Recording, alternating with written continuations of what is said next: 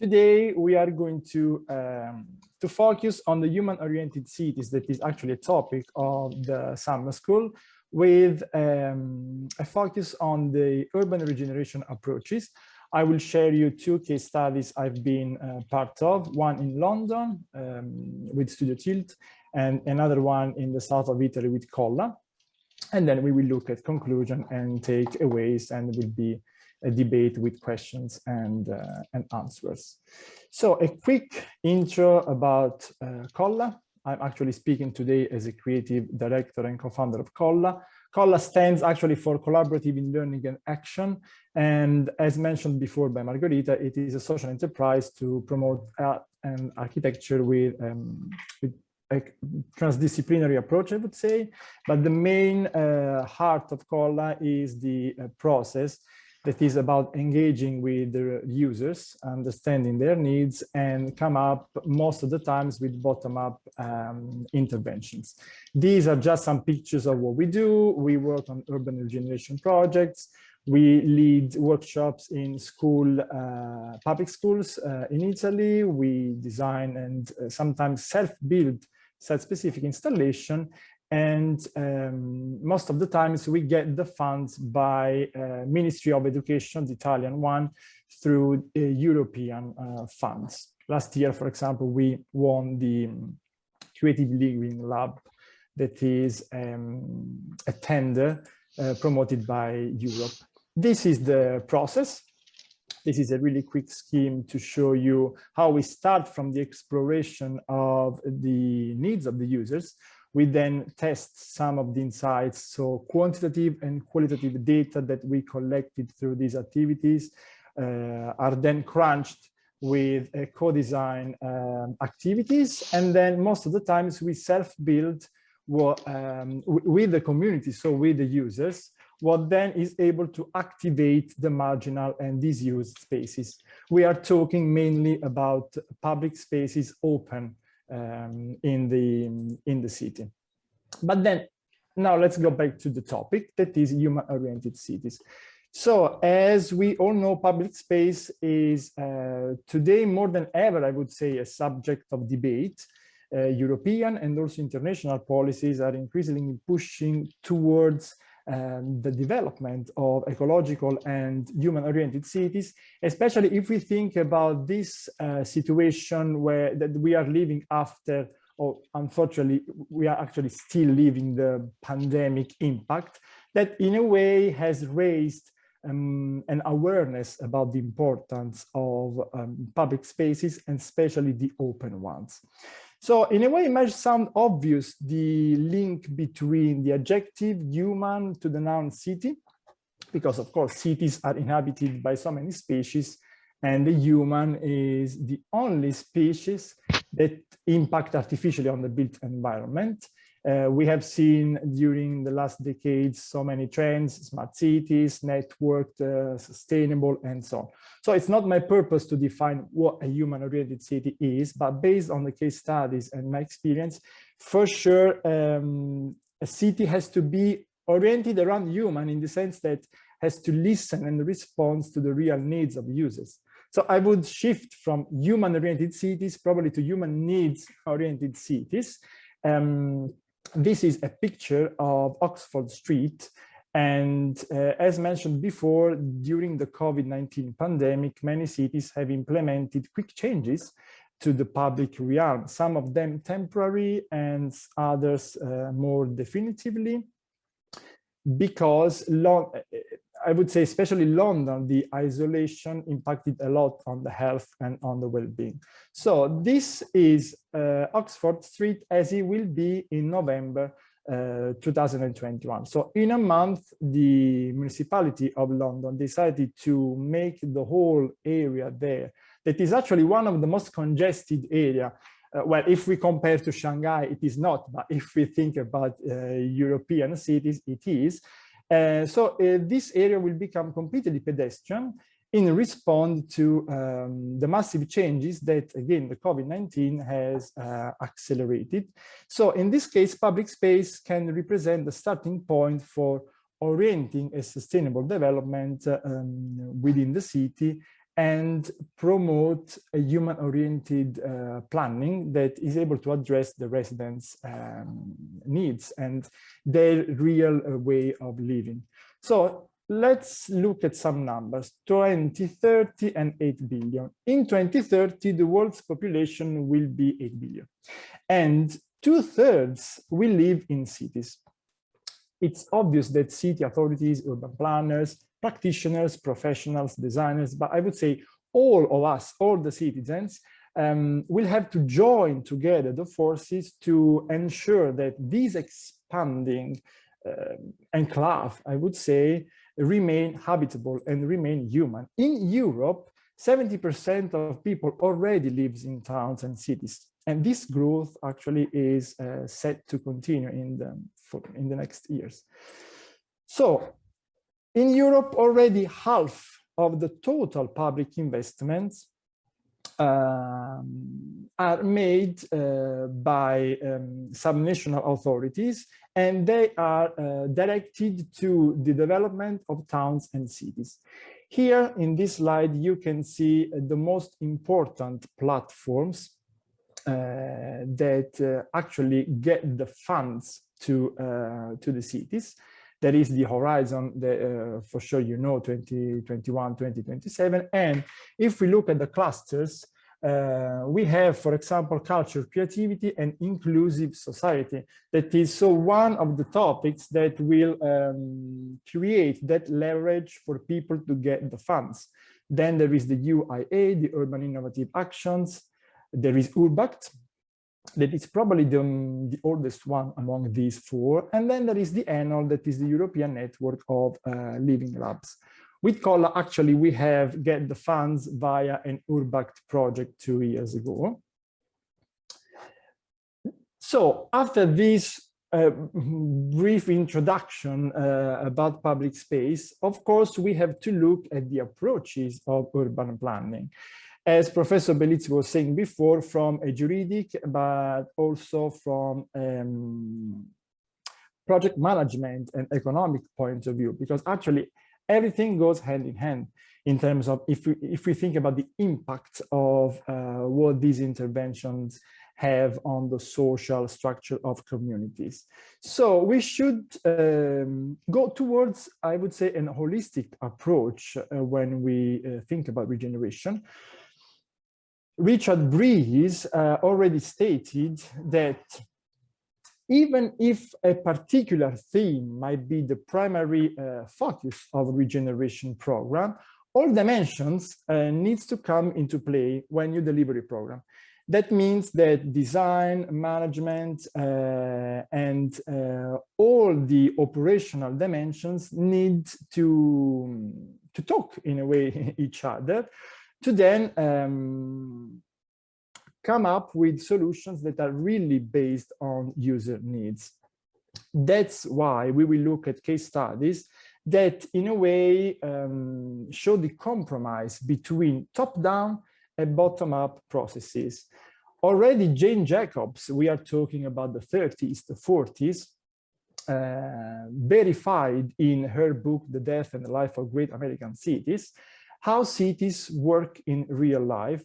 She said that the real organism of a city must be worse than abstract rules, meaning that planners should sometimes detach from the data and the facts, and that's why quantitative data has to be fueled by qualitative data, so about the quality that are data that you usually can get from observation, so on-site surveys, you can get via interviews, and you can get if you foster, if you are able to activate a really engaged process.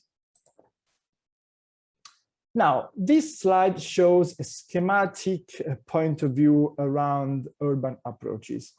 This has been made by CITI. CITI is an Italian institute, actually stands for Higher Institute of Territorial Systems for Innovation.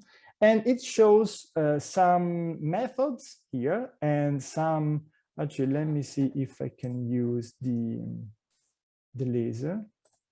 I should be able to, yes, visit point. So it shows some methodologies here and some strategies for urban regeneration policies. They are divided into 3 categories.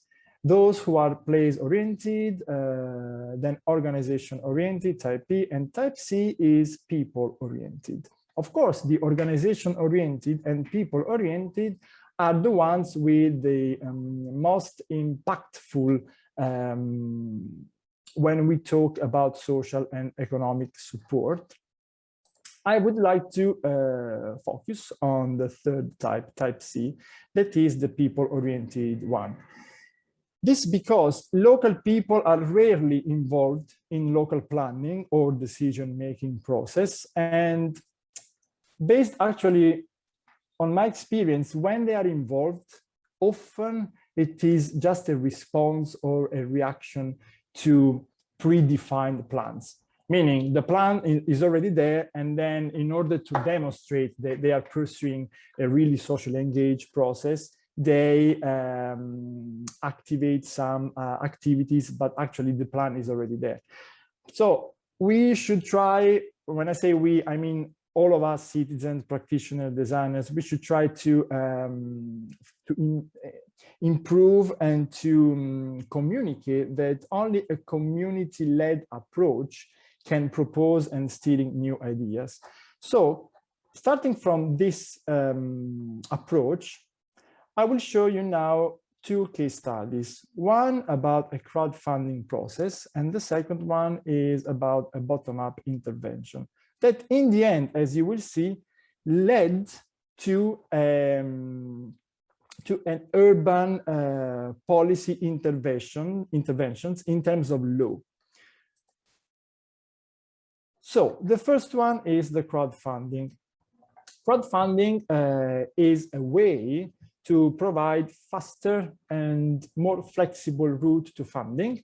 And it is also an opportunity to create what I was talking about before, to create that socially engaged process, to understand the real needs of users, to understand the real needs of people, and also to create a mindset in all people who then become active participants in the process.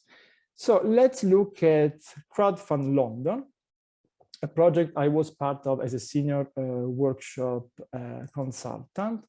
Crowdfund London is the largest and the longest running initiative about crowdfunding process in the world. Crowdfund London has been launched in 2014. I was there working for the 2017 session. So basically, the mayor of London pledged crowdfunding projects that empower citizens, and during these years have already changed the relationship between citizens and the city hall. So in a way, this is already a compromise between what's on the top, the city hall, and what's at the bottom, citizens. Has helped more diverse group of people to take part in decisions, and has led to, as we see here, the revitalization of disused and abandoned urban spaces into a variety of different destinations, from sport and play to parks, arts and culture venues, and also helped in the improvement of streets and infrastructure of London. I have lived in London, and I can tell you that getting to know your neighbors can be really hard, particularly during this COVID period. So, as mentioned before, the isolation on health and well-being is really impactful. So this initiative contributes to deliver also ambitions of the programmatic scheme of the Mayor of London in terms of urban results. Here, some bullet points about the economic development strategy, social integration. So it is a tool, I would say, to pursue some of the results that the Mayor of London, so the municipality of London, the council, has into account when they, have to define the results to meet in 5 years.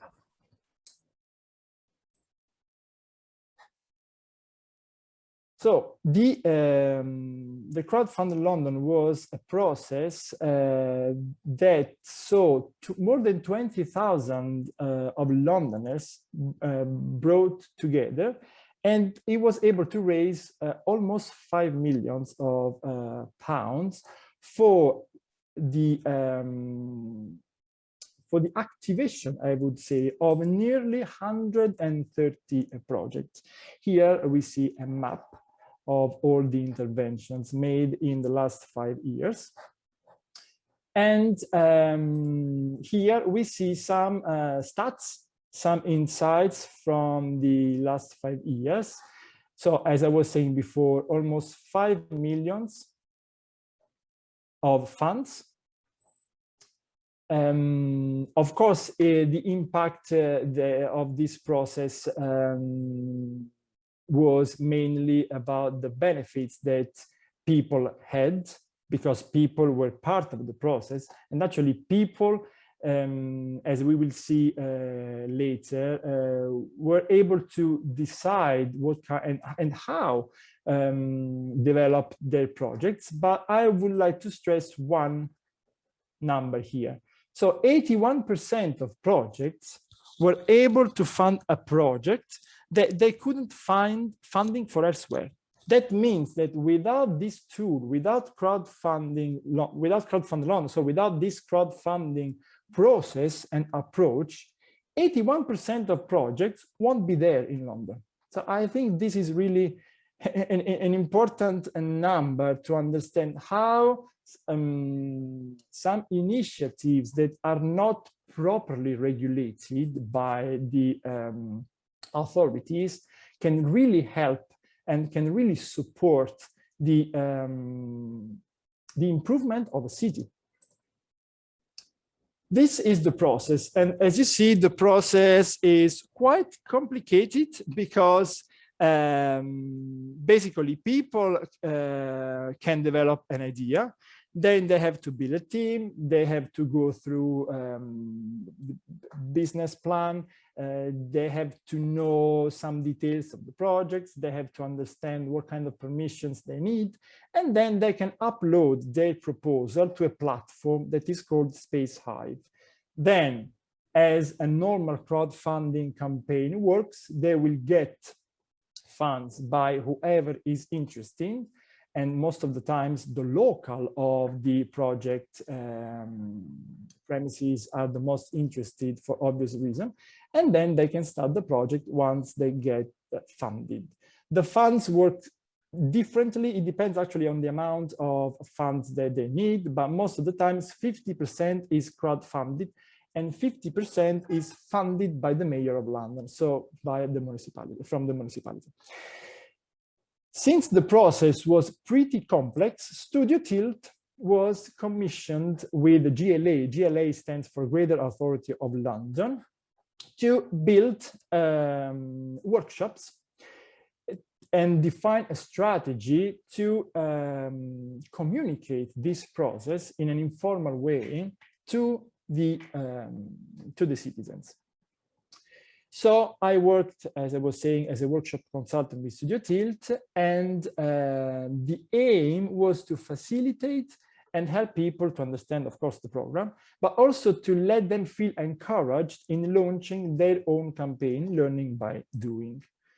This is pretty scary, maybe, scheme, but it is what we call the theory of knowledge. That is the process we use to then define the steps of the workshops. Because when you work with a nascent community, usually the key part is the focus on what people say, what people think, what people, of course, dream, but then you need to have a methodology. And the methods were via interviews, observation, and idea generation sessions, brainstorming also sessions, to understand what to take and what to get rid from the ideas that were generating and germinating by people. So the knowledge that we had, because we knew the process, but in a way we had to communicate in a very easy way to the citizens. The knowledge sometimes was explicit, but most of the time was tacit, because in this way we avoided people to feel scared. And at the same time, we were offering something of a challenge. So first, we tested the approach with all the partners before launching the workshops. This is a picture in the City Hall in London, because there was Space Hive, the platform I mentioned before, the Mayor of London, Greater London Authority, and Studio Tilt. Then after testing, we ran all the activities in a way that they had to be cross-generational, because when we talk about citizens, we have to think about a child point of view, but also an elderly point of view. That's also why we decided to run the workshops in their venues. I mean, the venues of the community. Sometimes they were churches. This was a way to bring people together more informally, to then communicate the process of Crowdfund London, and to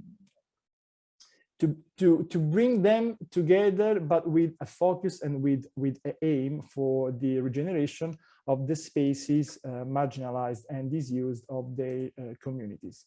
So we came up with a box, a tool guide actually for people to plan their project. This idea was to break up all the elements into loose leaf.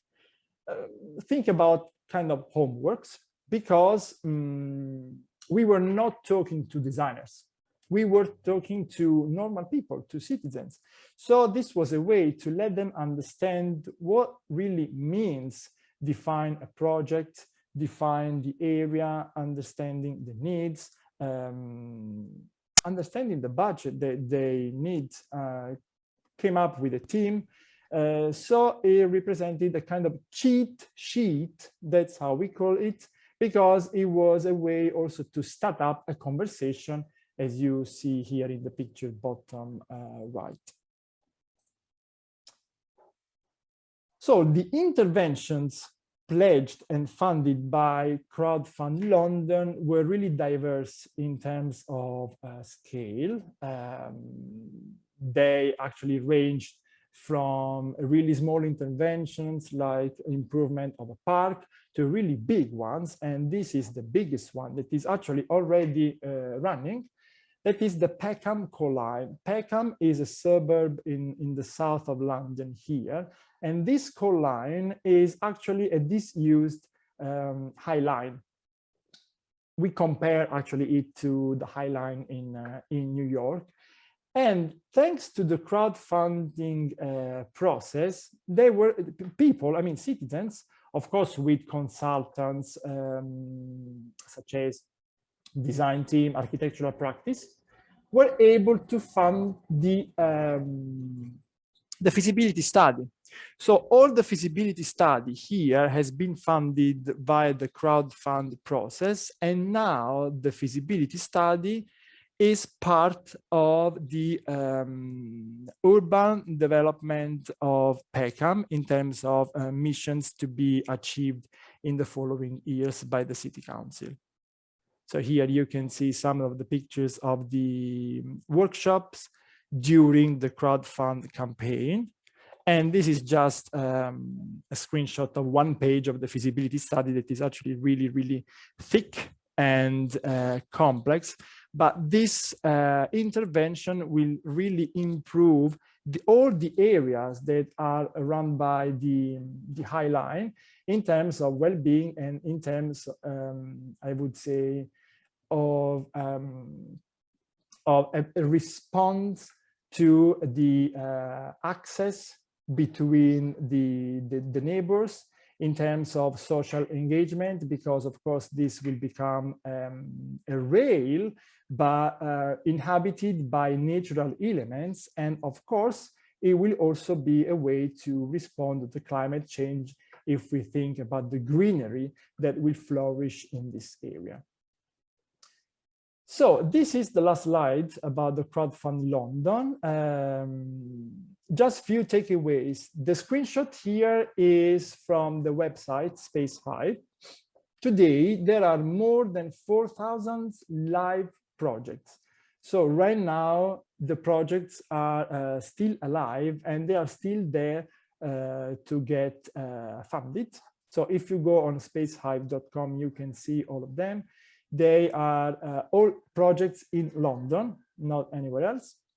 So in the end, Crowdfund London put the communities at the very heart of the process and was able to create a tool, a complementary tool, as written here, alongside the traditional grant marking. If we walk in the shoes of urban planners, it was able to create resilient communities. And I would stress actually on this, better prepared with the mindsets, because this was a way to make people more aware of what thinking, what designing, and what building a project in a public space means. And then, of course, it was a way to activate socially engagement and to broaden participation. Now I'm going to share the second case study that is quite different, especially if we think about the scale, and because we were talking about 5 million pounds before. Here we are talking about a budget of 2,000 euros. But as you will see, the approach is quite similar, and the results that sometimes small intervention like the one we are going to see has in terms of impact on the urban policies is really important. So this is a bottom-up process. That means that the participatory approach to the planning is developed at a lower level of an organization to then be funneled up until they reach the top management, so the up. The project is a project we as COLLA did a couple of years ago. The project is called Innesti, and actually it started from a thesis research of Matteo, who is the co-founder of COLLA, Giuseppe, and Simona. The bottom-up process was, had the aim to revitalize a marginal space in the suburb of Sapri. Sapri is a really small town in South Italy. And the aim was to create some interventions engaging the users of their spaces. So in the end, we created a framework to support the local decision makers using some strategies, such as the tactical urbanism. Here you can see on the map on the top all the tactic urbanism interventions since 2009 in the world. We made use of multi-criteria evaluation. We ran co-design and co-making workshops, and we approached as a living lab. These are all the living labs in the world. Living Labs is regulated by ENOL, the platform we saw at the very beginning of the presentation. So firstly, we mapped all the marginal spaces in the town to understand how people felt about those spaces, and then to come up with priorities. We actually chose a site, and the site chosen was the social housing block in this street, which is called Via Kennedy, specifically because of the residual spaces here around the blocks with a great potential, but back then they were used only as a car parking. So we collected loads of data. I'm going to show you only some aspects of the process. Of course, a board was created with all the quantitative information. So we are talking about quantity here. And then with methodologies for evaluation, such as Paprika and NIADE, we checked, we tested, we crunched and evaluated all the needs and the requests collected by the users. But this time they were qualitative data. So we are talking about quality that we collected through interviews, through events during which we were talking to people. And in this way, we, especially with the events before launching the project, we created a critical mass that led to the partnership. So this is the project in ESSI when it started. And after creating this critical mass among all the citizens, especially in the space that we chose, the Via Kennedy social housing blocks, we found so many partnerships. So that is a way to show you how from a very little intervention, but with a participatory process, you can come to a public, private, people, so the 3P, PPP partnerships, because at the beginning, the council was not interested in pursuing projects there. But in the end, because the demand increased by the citizens, it became our partner in terms of permissions and in terms of funds. Then we catalyzed, I would say, other social enterprise based on the same territory. And then, of course, in the end, among all the stakeholders, you see the other B, that is people who benefited from the project. It was a really small project, but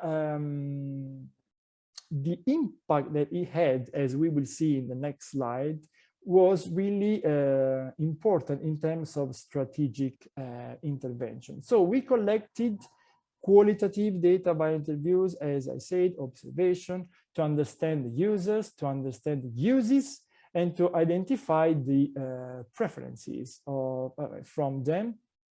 This led to the design, actually to the co-design with them, of the micro actions that activated in the end when built the spaces. So the 3 steps were mainly exploring, co-design, and testing. Here you can see just few pictures of the process. And here you can see, for example, this granny. And we interviewed people, but we also did video interviews with people, because in the end we generated a kind of insights platform, I would say, that within all the pack of documents we gave to the municipality, to the council, to then let understand the opportunity to work in this area. So in the end, these are some pictures, and I would like to stress on this one, because people spontaneously decided to name that space. Now, it might sound kind of obvious and small thing, but actually this was a great success for us, because when you name it, it exists. So in a way, before our intervention, this was the car parking space. After, they decided to give a name to these spaces, and actually this happened spontaneously, like some of other initiatives and activities that actually are still taking in place in that space, because this is a space now where they celebrate birthdays, where they congregate, where they can host open-air cinemas, for example, when it's summer. So this is, I would say, the takeaways from this small intervention that we got. So after this intervention, there was a council delibera number 130 that regulated, and still regulates here in the municipality of Sapri, a framework agreement between the municipality of Sapri and the University of Architecture in Naples. The process led to the authorization to use temporarily the public spaces run by the housing block for informal events, as I was mentioning before. Now there is an ordinary maintenance of flower beds of the courtyard because it was not in place before, again, because it was used as a car parking, and also some informal actions the intervention led to. For example, now the tools of the council have been lent to the housing blocks citizens.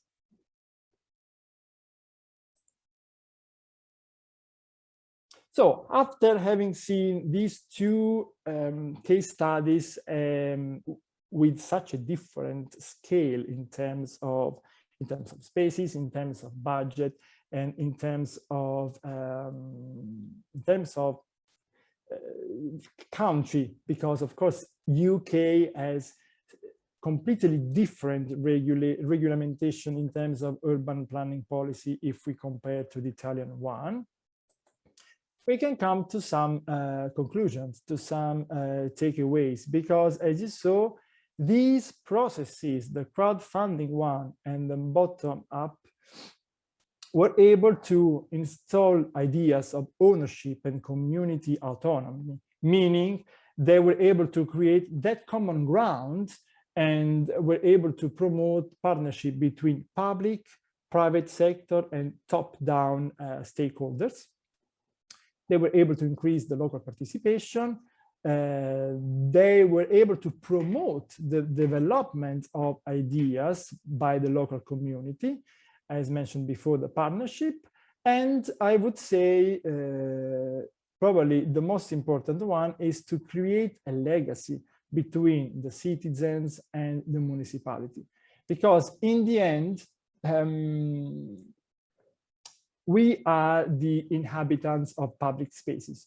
So it's extremely important to create a legacy between the users and the institutions, to then let users understand the processes, the approaches, and also why, how, and what kind of spaces needs to be improved and how in terms of funds. I would like to leave you with actually a personal perspective about how we could do as designers, as practitioners, as professionals, but as I would say normal citizens. With COLLA, we run laboratories and workshops in schools. I'm talking about primary schools and secondary schools, so children and guys ranging from 7 years old to 13, 14. So what we found is that it's really important to share these processes at school, when actually a citizen is starting to understand the activism and is starting to understand, of course, in an easy way, the processes behind the community where that child lives. So these are just some pictures of how we run the workshops in the school. And for example, in this case, we gave children the tools to explore the neighborhood of their school, to map marginal spaces, and then to come up with ideas and to prototype ideas with a 3D printer machine. These are some drawings that they did with our support. And here you can see the school is this one. And these are all the marginal spaces abandoned actually now around the school.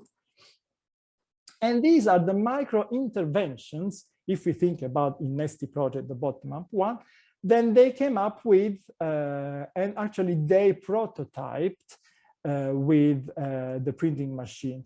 Of course,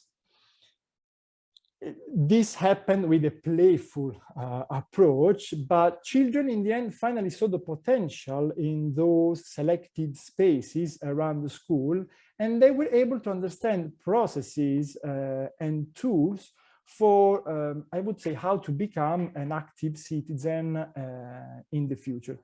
And in this perspective, Jane Jacobs, that I showed at the very beginning with her book, was, I would say, a precursor in the back then in the 40s. I think that's it, and it's it's 12, so pretty much on time. So I thank you all